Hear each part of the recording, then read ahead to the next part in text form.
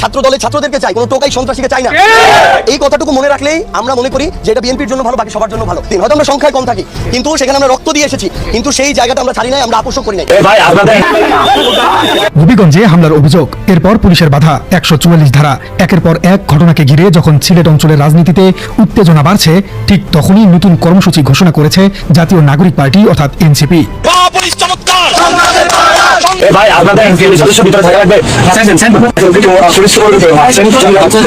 যদি বলেন এখানে মিথ্যা প্রোপাগান্ডা ছড়ানো হচ্ছে যে নাসিরউদ্দিন পাটোয়ারি কটূক্তি করেছে, এটা বলেছে সেটা বলেছে। নাসিরউদ্দিন পাটোয়ারি অথবা আমাদের দলের যে কেউ যদি প্রচলিত আইন বিরোধী, আইন লঙ্ঘন করে কোনো বক্তব্য দেয়, আইন অনুযায়ী তার ব্যবস্থা হবে। হবিগঞ্জে জুলাই পদযাত্রার হামলার ঘটনায় জেলা ছাত্র দলের সভাপতিকে প্রধান আসামি করে 11 জনের বিরুদ্ধে মামলা করেছে এনসিপি। এ সময় দলের আহ্বায়ক নাহিদ ইসলাম বলেন, বিরোধী দলের মত প্রকাশের স্বাধীনতা সংকুচিত হয়ে আসছে। এদিকে জাতীয় নাগরিক পার্টি ও ছাত্রদল যুব দলের পাল্টাপাল্টি কর্মসূচিকে কেন্দ্র করে পৌর এলাকায় জারি করা হয় 144 ধারা। একজন ভাইয়ের চোখে রড দিয়ে যখন ফুটা মারছে, তার চোখ বের হয়ে আসার মতো অবস্থা। বাংলাদেশের রাজনীতির মাঠে এখন এক অদ্ভুত, অদৃশ্য এবং চরম উত্তেজনাকর স্নায়ুযুদ্ধ চলছে। একদিকে রয়েছে বহু বছরের পুরনো শেকড় ঘিরে বসা ঐতিহ্যবাহী রাজনৈতিক দলগুলোর আধিপত্য, আর ঠিক তার বিপরীতে দাঁড়িয়ে আছে জুলাই বিপ্লবের রক্ত ভেজা মাটি ফুঁড়ে বেরিয়ে আসা এক অপ্রতিরোধ তারুণ্যের শক্তি। পুরনোরা যে কোনো মূল্যে চায় তাদের রাজনৈতিক জমিদারি আর ক্ষমতার একচেটিয়া নিয়ন্ত্রণ টিকিয়ে রাখতে। অন্যদিকে নতুনরা চাইছে রাজনীতির প্রচলিত নোংরা ব্যাকরণটাই একেবারে শেকড় থেকে বদলে দিতে।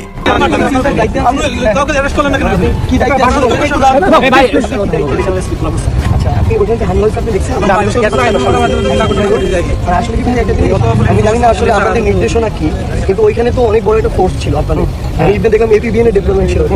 হবিগঞ্জে হাসনাত, সাজিদ, নাসিরউদ্দিন পাটোয়ারি, নাহিদ ইসলামদের উপর যে ভয়াবহ, ভিন্ন এবং ফেসিবাদী আচরণ বিএনপি সরকার এবং পুলিশের, বিএনপি সন্ত্রাসীদের, এই ঘটনায় এনসিপি নেতাদের পাশে দাঁড়ালো জামাত জোট। জামাত ইসলামী জোটগতভাবে আনুষ্ঠানিকভাবে বিবৃতি দিয়ে এই ঘটনা নিন্দা জানিয়েছে এবং তাদের পাশে দাঁড়িয়েছে। It's very good. আসসালামু আলাইকুম দর্শক, জানিয়ে দেবো এই মাত্র পাওয়া সর্বশেষ গুরুত্বপূর্ণ আপডেট খবর। দর্শক, এতক্ষণ শুনছিলেন সংবাদ শিরোনাম, এবার থাকছে বিস্তারিত।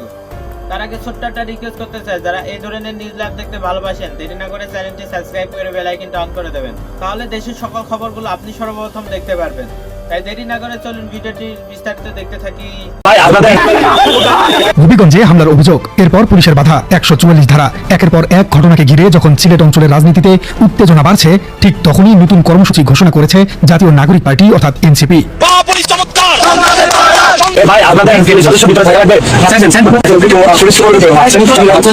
যদি বলেন এখানে মিথ্যা প্রোপাগান্ডা ছড়ানো হচ্ছে যে নাসিরউদ্দিন পাটোয়ারি কটূক্তি করেছে, এটা বলেছে সেটা বলেছে। নাসিরউদ্দিন পাটোয়ারি অথবা আমাদের দলের যে কেউ যদি প্রচলিত আইন বিরোধী, আইন লঙ্ঘন করে কোনো বক্তব্য দেয়, আইন অনুযায়ী তার ব্যবস্থা হবে।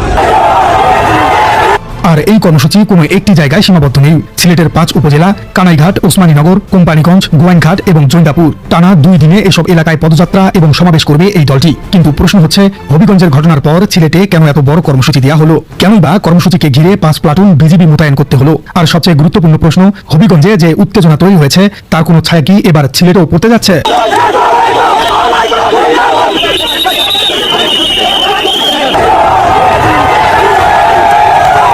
যদি রাজনৈতিক মূল্যবোধ বিরোধী কোনো বক্তব্য দেন, সেটার বিচার জনগণ করবে। ভোটে জনগণ রায় দেবে, জনগণ সেটা বিচার করবে। কিন্তু এই প্রশ্নগুলোর উত্তর খুঁজতে গেলে চোখ রাখতে হবে গত কয়েকদিনের ধারাবাহিক ঘটনাগুলোর দিকে। দেশ গড়তে জুলাই জাগরণ, এই স্লোগানকে সামনে রেখে বাংলাদেশে পদযাত্রা কর্মসূচি পালন করছে জাতীয় নাগরিক পার্টি। তারই অংশ হিসেবে সিলেটের 5 উপজেলায় এবার বড় পরিসরে মাঠে নেমেছে দলটি। বৃহস্পতিবার 30 জুলাই কানাইঘাটে বিকেল 3টায় এবং ওসমানীনগরে সন্ধ্যা 7টায় পদযাত্রা এবং সমাবেশ অনুষ্ঠিত হবার কথা রয়েছে। এর পরের দিন অর্থাৎ শুক্রবার 31 জুলাই আরও 3টি উপজেলায় কর্মসূচি রয়েছে তাদের। অর্থাৎ মাত্র 2 দিনে সিলেটের 5টি গুরুত্বপূর্ণ উপজেলায় রাজনৈতিক উপস্থিতি জানান দিতে যাচ্ছে এনসিপি। এবং এই কর্মসূচিতে শুধু স্থানীয় নেতারাই থাকছেন না, কেন্দ্রীয় পর্যায়ের একাধিক পরিচিত মুখ উপস্থিত থাকবেন বলে জানিয়েছে এনসিপি। তাদের দলীয় পেটোয়া বাহিনী হিসেবে কালকে ছাত্রদল সন্ত্রাসী হামলা চালিয়েছে, তারা তাদের পুলিশকে ব্যবহার করে প্রোটেক্ট করছে এবং পুলিশও এই বিএনপির দ্বারা ব্যবহৃত হচ্ছে। এটা হলো পুরাতন বিষয়ের পুনরাবৃত্তি। আর আপনি দেখেন একটু এখান থেকে 200 মিটার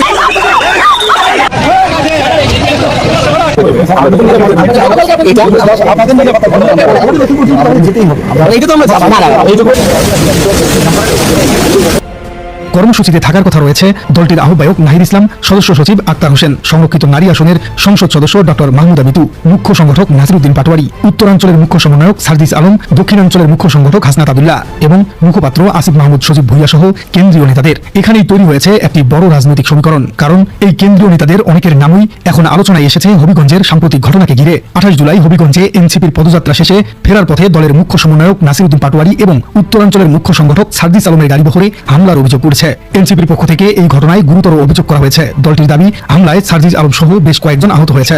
আর এরপরই 29 জুলাই হাসনাত আব্দুল্লাহ সহ এনসিপির কেন্দ্রীয় নেতৃত্বরা হবিগঞ্জে প্রবেশ করেন এবং পুলিশের ব্যারিকেড ভেঙে শেষ পর্যন্ত গতদিনের হামলায় অভিযুক্তদের বিরুদ্ধে একটি মামলাও দায়ের করেছেন। এনসিপির পক্ষ থেকে অভিযোগ তোলা হয়েছে বিএনপির কিছু নেতাকর্মীর বিরুদ্ধে। অন্যদিকে স্থানীয় বিএনপিপন্থী নেতাদের বক্তব্য সামনে এসেছে।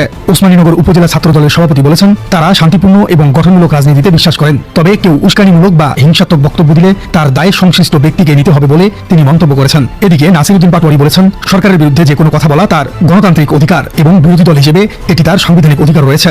অর্থাৎ হবিগঞ্জ থেকে এবার সিলেট কর্মসূচি শুরু হবার আগেই দুই পক্ষের বক্তব্যে স্পষ্ট হয়ে উঠেছে, রাজনৈতিক মাঠে উত্তেজনার জায়গাটি একেবারেই উড়িয়ে দেওয়া যাচ্ছে না। আর এই পরিস্থিতিতেই প্রশাসন নিয়েছে বাড়তি নিরাপত্তার সিদ্ধান্ত। সিলেটের 5 উপজেলায় এনসিপির কর্মসূচি ঘিরে মোতায়েন করা হয়েছে 5 প্লাটুন বিজিবি। এর পাশাপাশি থাকবে জেলা পুলিশ, ডিবি, এপিবিএন এবং সাদা পোশাকের পুলিশ। সিলেটের অতিরিক্ত police super crime and ops Zakir Hossain জানিয়েছেন, সফর উপলক্ষে সর্বোচ্চ নিরাপত্তা নিশ্চিত করা হয়েছে।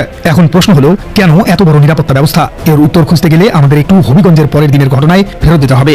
দর্শক, এদিকে 11 দলীয় ঐক্য হবিগঞ্জে এনসিপি নেতাদের গাড়িবহরে হামলার অভিযোগে এবং পরের দিন পুলিশি বাধার তীব্র নিন্দা জানিয়েছে। জামাত জোটের সমন্বয়ক হামিদুর রহমান আজাদ বলেছেন, রাজনৈতিক বক্তব্যের জবাব রাজনৈতিকভাবে দিতে হবে। কারোর বক্তব্য আক্রমণাত্মক মনে হলে তার রাজনৈতিক জবাব দেওয়া যেতে পারে, কিন্তু কোনোভাবেই হামলা কিংবা সন্ত্রাসের মাধ্যমে সেটি নয়। একই সঙ্গে তারা হামলার সঙ্গে জড়িতদের শনাক্ত করে আইনগত ব্যবস্থা নেবার দাবি জানিয়েছেন। ফলে এখন বিষয়টি আর শুধু এনসিপির কর্মসূচির মধ্যেই সীমাবদ্ধ নেই। হবিগঞ্জের ঘটনা ঘিরে রাজনৈতিক দলগুলোর অবস্থান, পুলিশের ভূমিকা এবং রাজনৈতিক কর্মসূচিকার সবকিছু মিলিয়ে তৈরি হয়েছে এক বড় বিতর্ক। আর সেই বিতর্কের মধ্যেই এবার সিলেটে নামছে এনসিপি। এখানেই কর্মসূচিটির গুরুত্ব আরো বেড়ে যাচ্ছে, কারণ এনসিপির কেন্দ্রীয় সদস্য ব্যারিস্টার জুনাইদ আহমেদের বক্তব্য অনুযায়ী সিলেটকে দীর্ঘদিন ধরেই সম্প্রীতি, সহমর্মিতা এবং রাজনৈতিক সহাবস্থানের অঞ্চল হিসেবে দেখা হয়। তার দাবি, সিলেটে এনসিপির প্রতি মানুষের আগ্রহ এবং সমর্থন রয়েছে। গত বছরের জুলাইয়ের পদযাত্রাতেও সেই জনসম্পৃক্ততার প্রতিফলন দেখা গিয়েছিল বলে তিনি উল্লেখ করেছেন। এবার 5 উপজেলায় একসঙ্গে কর্মসূচি দিয়ে সেই রাজনৈতিক দিক আরো দৃশ্যমান করতে চাইছে দলটি। আর কানাইঘাটে স্থানীয় এনসিপি নেতাদের বক্তব্য যথেষ্ট তাৎপর্যপূর্ণ। সেখানে দলটির নেতারা দাবি করেছেন, পদযাত্রাকে কেন্দ্র করে ব্যাপক উৎসাহ তৈরি হয়েছে। এমনকি বিভিন্ন রাজনৈতিক দলের নেতাকর্মী এবং সাধারণ মানুষের মধ্যেও আগ্রহ তৈরি হয়েছে বলে তিনি দাবি করেছেন।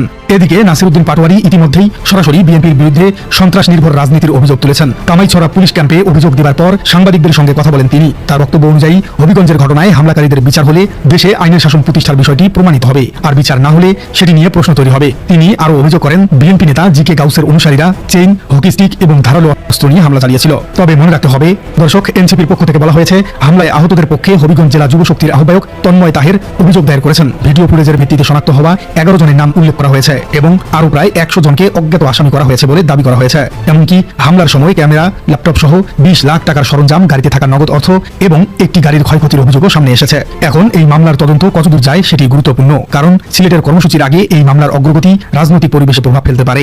আর প্রশাসনও বিষয়টিকে হালকাভাবে নিচ্ছেন না। 5 প্লাটুন বিজিবি মোতায়েনের পাশাপাশি সাদা পোশাকে পুলিশ এবং গোয়েন্দা নজরদারি রাখা হচ্ছে। অর্থাৎ প্রশাসনের বার্তা একেবারে পরিষ্কার। হবিগঞ্জের উত্তেজনার পর সিলেটে আসলে কি হতে যাচ্ছে এই মুহূর্তে নিশ্চিত করে সেটি বলার কোনো সুযোগ নেই। তবে একটি বিষয় নিশ্চিত, সিলেটের আগামী 2 দিন বাংলাদেশের রাজনীতিতে বিশেষ নজর কাটতে যাচ্ছে। কারণ একদিকে এনসিপির বড় কর্মসূচি, অন্যদিকে হবিগঞ্জের সাম্প্রতিক উত্তেজনা, তার সঙ্গে রাজনৈতিক দলগুলোর পাল্টাপাল্টি বক্তব্য এবং বাড়তি নিরাপত্তা ব্যবস্থা, সবকিছু মিলিয়ে সিলেট এখন রাজনৈতিকভাবে অত্যন্ত গুরুত্বপূর্ণ একটি পর্যায়ে দাঁড়িয়ে আছে। দর্শক, হবিগঞ্জের পরে এবার সিলেটে এনসিপির এই বিশাল সাহসী পদক্ষেপকে আপনি কিভাবে দেখছেন? কেন শেখ হাসিনার বিদায়ের পরেও বাংলাদেশে এই তরুণ নেতারা স্বাধীনভাবে গণতন্ত্র চর্চা করতে পারছেন না? একজন ভাইয়ের চোখে রড দিয়ে যখন মারছে, তার চোখ বের হয়ে আসার মতো অবস্থা। বাংলাদেশের রাজনীতির মাঠে এখন এক অদ্ভুত, অদৃশ্য এবং চরম উত্তেজনাকর স্নায়ুযুদ্ধ চলছে।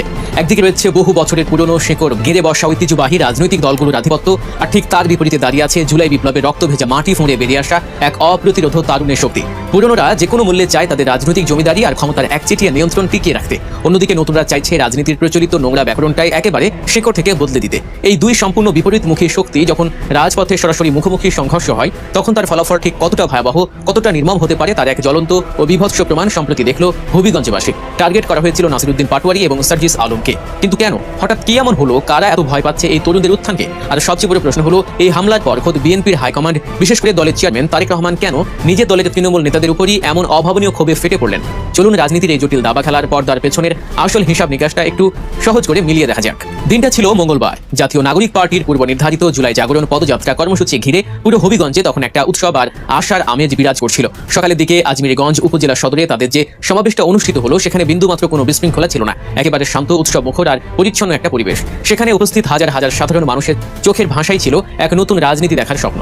এরপর বেলা গড়িয়ে বিকেল ঠিক 4:30 বাজতেই সেই বিশাল জনস্রোত আছড়ে পড়ে জেলা শহরের সাইফুর রহমান টাউন হলের সামনে। সেখানেও কোনো হুড়োহুড়ি নেই, কোনো পেশি শক্তির মহড়া নেই। হাজার হাজার সাধারণ মানুষ, যাদের অনেকেই হয়তো জীবনে কোনোদিন কোনো রাজনৈতিক দলের মিছিলে যায়নি, তারা শুধু এই তরুণ বিপ্লবীদের এক নজর দেখতে আর তাদের নতুন দিনের রূপরেখা শুনতে স্বতঃস্ফূর্তভাবে জড়ো হয়েছিল। আর ঠিক এখানেই এই অভূতপূর্ব জনসমর্থন দেখেই বুকে কাঁপন ধরে যায় স্থানীয় পুরনো রাজনৈতিক দলগুলোর সিন্ডিকেটদের। টাউন হলের সেই সুন্দর, সুশৃঙ্খল আর সফল সমাবেশ শেষ করে নাসিরউদ্দিন পাটোয়ারি এবং সার্জিস আলম সহ দলের অন্যান্য শীর্ষ নেতারা যখন সার্কিট হাউসের দিকে অগ্রসর হচ্ছিলেন, তখন ঘড়ির কাঁটা আর চারপাশের পরিস্থিতির চিত্র দুটোই নিমেষে বদলে গেল। সদর হাসপাতাল এলাকায় তাদের গাড়িগুলো পৌঁছানো মাত্রই কোনো কিছু বুঝে ওঠার আগেই শুরু হলো এক নারকীয় তাণ্ডব। যেন আগে থেকে সেখানে ওত পেতে ছিল একদল ভাড়াটে ও পেশাদার হামলাকারী। তাদের মুখে কোনো রাজনৈতিক স্লোগান ছিল না, হাতে কোনো ব্যানার ছিল না, স্রেফ নির্দিষ্ট নেতাদের টার্গেট করে ঝাঁপিয়ে পড়ে তারা। মুহূর্তের মধ্যে পরিস্থিতি এক ভয়ানক রূপ নেয়। হামলাকারীরা এতটাই বেপরোয়া আর হিংস্র ছিল যে তারা মিডিয়ার গাড়ি থেকে শুরু করে পাটোয়ারির নিজস্ব গাড়ি ভেঙে একেবারে চুরমার করে দেয়। এমনকি গাড়ির উপর উঠে রড দিয়ে এলো পাতারি পিটিয়ে এক ভয় রাজত্ব কায়েম করে। পরিস্থিতি একেবারে হাতের বাইরে চলে যাচ্ছে দেখে এবং নিজেদের প্রাণ বাঁচাতে এনসিপির নেতারা বাধ্য হয়ে দৌড়ে গিয়ে সোনালী ব্যাংকের একটি শাখার ভেতরে আশ্রয় নেন। কিন্তু সেখানেও তাদের রেহাই মেলেনি। আক্রমণকারীরা চারদিক থেকে ব্যাংকটি ঘিরে ফেলে এবং বৃষ্টির মতো ইট পাটকেল নিক্ষেপ করতে থাকে। পরিস্থিতি এমন দাঁড়িয়েছিল যেন কোনো বলিউড বা হলিউডের গ্যাংস্টার সিনেমার অ্যাকশন দৃশ্য সরাসরি মঞ্চস্থ হচ্ছে খোদ হবিগঞ্জের রাস্তায়। তবে এই পুরো ঘটনার মধ্যে সবচেয়ে আশ্চর্যের এবং রহস্যজনক বিষয় হলো আইন শৃঙ্খলা রক্ষাকারী বাহিনীর ভূমিকা। যখন এই নারকীয় তাণ্ডব চলছে তখন পুলিশ একেবারে কাছেই উপস্থিত ছিল, কিন্তু তারা কোনো অ্যাকশনে না গিয়ে সম্পূর্ণ নীরব দর্শকের ভূমিকায় দাঁড়িয়েছিল। তাদের সামনেই একের পর এক গাড়ি ভাঙচুর হচ্ছে, তরুণদের পেটানো হচ্ছে, অথচ পুলিশ যেন একেবারে কাঠের পুতুল হয়ে সবকিছু দেখছিল। পুলিশের এই অদ্ভুত নীরবতা কিন্তু রাজনীতির মাঠে অনেক বড় এবং গভীর কিছু প্রশ্নের জন্ম দিয়েছে। কার ইশারায় তারা সেদিন হাত গুটিয়েছিল?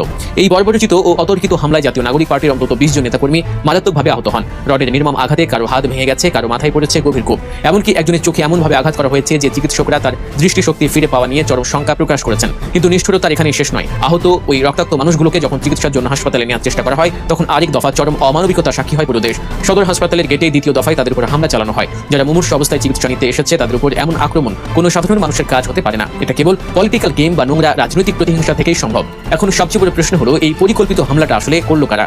জাতীয় নাগরিক পার্টি জেলা শাখার আহ্বায়ক আবু হেনা মোস্তফা কামাল সরাসরি আঙুল তুলেছেন স্থানীয় ছাত্রদলের দিকে। তার স্পষ্ট দাবি, আড়ালে আবডালে বসে স্থানীয় ছাত্রদল নেতারাই এই হামলার মাস্টার প্ল্যান সাজিয়েছে এবং বাস্তবায়ন করেছে। তবে হবিগঞ্জ জেলা ছাত্রদলের সভাপতি শাহ রাজীব এই অভিযোগ পুরোপুরি অস্বীকার করে উল্টো এক অদ্ভুত দাবি করে বসেন। তার দাবি, সাধারণ মানুষ নাকি ক্ষুব্ধ হয়ে এই হামলা করেছে এবং যদি শহরের পরিবেশ কেউ উত্তপ্ত করতে চায় তবে তার দায়ভার এনসিপিকে নিতে হবে। কিন্তু রাজনৈতিক বিশ্লেষকরা শাহ রাজীবের এই বক্তব্যকে একেবারে হাস্যকর এবং চতুরতা বলে উড়িয়ে দিচ্ছেন। আর ঠিক এই স্পর্শকাতর জায়গাতে দৃশ্যপটে আসে বিএনপি চেয়ারম্যান ও বর্তমান প্রধানমন্ত্রী তারেক রহমানের নাম। হবিগঞ্জের এই ন্যাক্কারজনক ঘটনার খবর তার কাছে পৌঁছানো মাত্রই তিনি চরম অ্যাকশনে যাওয়ার নির্দেশ দিয়েছেন। অনেকেই হয়তো অবাক হয়ে ভাবতে পারেন, বিরোধী রাজনৈতিক দলের নেতাদের উপর হামলায় নিজের দলের ছেলেদের তিনি কেন শাস্তি দেবেন? এর পেছনে রয়েছে এক অত্যন্ত গভীর সূক্ষ্ম রাজনৈতিক হিসাব। তিনি খুব ভালো করেই জানেন এবং দেখেছেন 2024 সালে শেখ হাসিনার মতো এক মহাশক্তিশালী লৌহ মানবীকে 15 বছরের ক্ষমতার মসনদে ছেড়ে দেশ থেকে পালাতে বাধ্য করেছিল এই তরুণরাই। তারেক রহমান খুব পরিষ্কারভাবে বুঝতে পারছেন এই তরুণ প্রজন্ম এবং তাদের আইডলদের গায়ে হাত পড়লে সাধারণ মানুষের মনে যে বিশাল ক্ষোভের আগুন জ্বলে উঠবে তার সামাল দেওয়ার ক্ষমতা বর্তমান কোনো রাজনৈতিক দলেরই নেই। তাই তিনি কোনোভাবেই চান না স্থানীয় কিছু অপরিণামী দোষী, ক্ষমতা লোভী আর হঠকারী নেতাদের বোকামির কারণে